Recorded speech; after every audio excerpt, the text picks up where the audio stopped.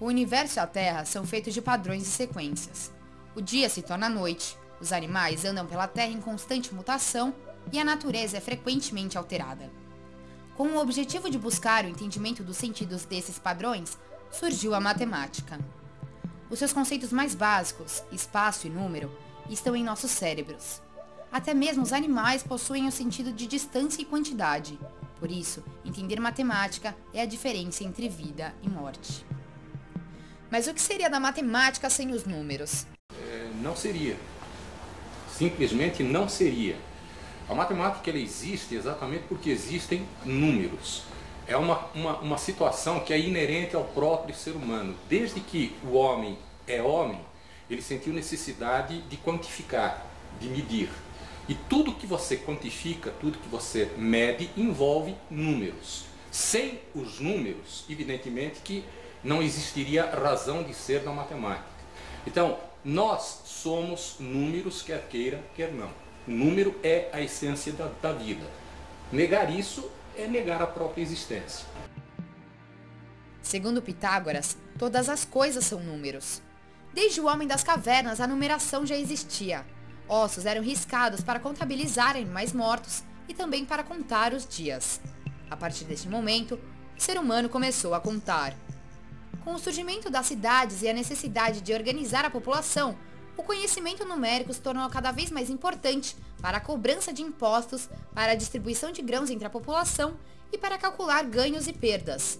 Por conta disso, toda a unidade era representada por cones que facilitavam a resolução dos primeiros problemas matemáticos, através da soma e da subtração. Uma das primeiras civilizações a criar algarismos foi a cultura egípcia, famosa pelos seus algarismos um tanto quanto complicados. O 1 era representado por um simples bastão, o 10 por um arco, o 1000 por uma flor de lótus e o 1.000.000 por um homem agachado. Com a ajuda desses e outros algarismos, a civilização egípcia conseguiu construir as grandes pirâmides que conhecemos até hoje. Atualmente, usamos os algarismos arábicos, que na verdade surgiram na Índia desde o ano 500 a.C. Esses algarismos se diferenciam dos egípcios pelo simples fato de representarem números grandes com maior facilidade.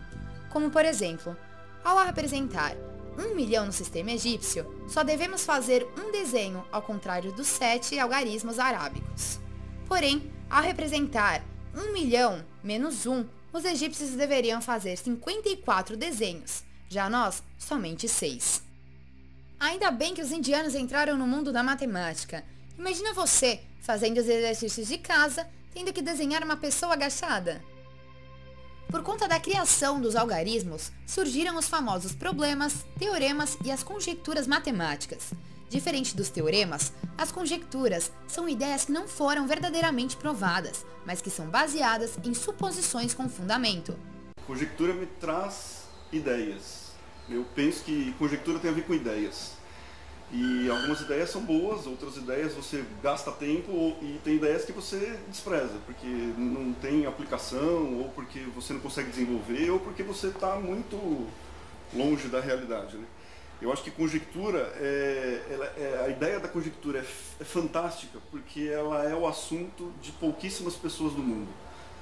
E imagina o nível de inteligência dessas pessoas que trabalham hoje com conjecturas. Então, imagina você pegar assim, um problema e hoje ter 15, 20 pessoas no mundo trabalhando para solucionar esse problema. Que às vezes não tem uma aplicação, mas que daqui a 5, 10, 15 anos vai ser uma solução genial para uma coisa que pode determinar a nossa existência. Uma das conjecturas mais famosas é a realizada por Goldbach. Todo número par, maior ou igual a 4, é a soma de dois números primos. Embora a sua ideia tenha fundamento matemático, não podemos considerar um teorema, já que nem mesmo computadores conseguiram comprovar essa suposição. Recentemente, foi oferecido o prêmio de $1 milhão para quem for capaz de demonstrá-la. Algumas vezes, matemáticos ficam anos buscando a resolução de diversos problemas e acabam se isolando em suas casas, focando-se apenas em seus estudos e não se preocupando com sua vida social. Praticam essa atividade com amor e muito empenho. Um dos maiores exemplos deste fato é o matemático John Nash, que cresceu sendo um menino solitário e introvertido, que mostrava maior interesse por livros do que pelas próprias pessoas. Além disso, John não era reconhecido como um prodígio, era somente considerado um menino extremamente antissocial.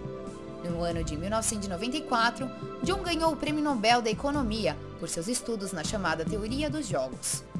Assim como ele, em 2014, um brasileiro chamado Arthur Ávila conquistou outro prêmio renomado, a Medalha Fields, proposta pelo matemático canadense John Charles Fields, no final dos anos 20, que só pode ser atribuída para jovens matemáticos de até 40 anos de idade.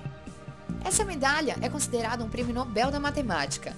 Arthur adquiriu esse prêmio após seus estudos na área de sistemas dinâmicos. Essa área estuda as estruturas que se modificam no tempo, como uma bola numa partida de futebol e a meteorologia. Assim como Arthur, existem vários outros gênios da matemática no Brasil, como por exemplo, os 4 jovens estudantes que conquistaram 2 medalhas de ouro e 2 de prata na 5ª Olimpíada de Matemática da Comunidade dos Países de Língua Portuguesa. Num ranking geral desses países, o Brasil ainda é o primeiro, seguido de Portugal. Mas nem tudo é maravilhoso. Em geral, a matemática no Brasil está como a educação toda no Brasil. Ela está deficitária, ela está deficiente, ela carece de investimento, de honestidade política. O Brasil tem um PIB, um valor grande do PIB é investido em educação, mas infelizmente esse dinheiro ele é perdido nas nuances aí políticas. Existe dinheiro, falta vontade política. Investir no professor, pagar bem o professor, formar bem o professor. Você pega o médico ele tem 5 ou 6 anos de estudo mais a residência. O professor no Brasil é formado em 3 anos. Não pode ser sério. Você colocar crianças na frente de uma pessoa que ficou 3 anos estudando, com 21 ou 22 anos como eu comecei a dar aula. É muito pouco. Então acontece o que a gente está vendo.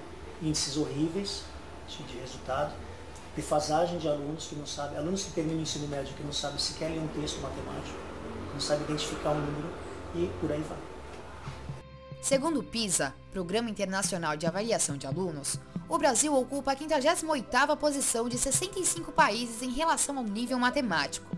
Isso se deve à falta de interesse dos alunos, aos professores mal qualificados e à precariedade de algumas escolas que não possuem uma estrutura adequada para o aprendizado. Por conta disso, devemos ter a consciência de que o ensino brasileiro deve melhorar e, além disso, de que devemos respeitar e aprender a matemática. Aliás, ela é uma questão de vida ou morte, não é?